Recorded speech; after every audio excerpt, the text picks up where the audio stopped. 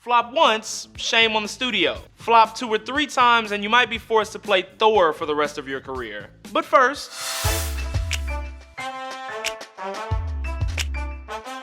tonight, turn your weapons to the Capitol. Katniss Everdeen has been at the box office for 4 weeks, and for 4 weeks she's taken the #1 spot.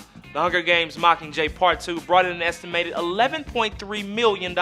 The only other Hunger Games film to stand atop the box office this long was the original, which also spent 4 weeks at #1 before falling in week 5. But Mockingjay should really savor every moment as the #1 movie in America because this will be its last week at the top of the box office. On to number 2.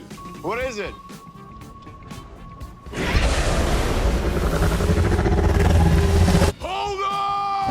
A disappointing debut for Ron Howard's In the Heart of the Sea. It brought in an estimated $11 million this weekend.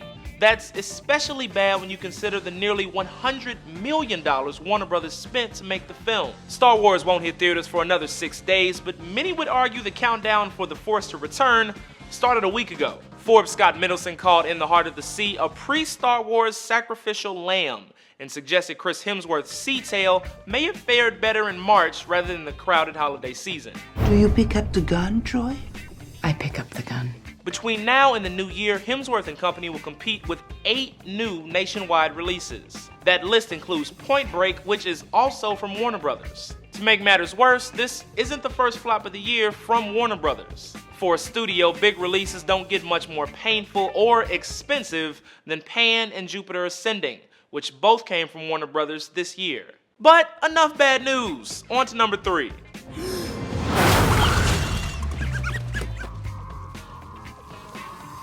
Holding on to the 3rd spot is Disney Pixar's The Good Dinosaur with an estimated $10 million in its 3rd weekend.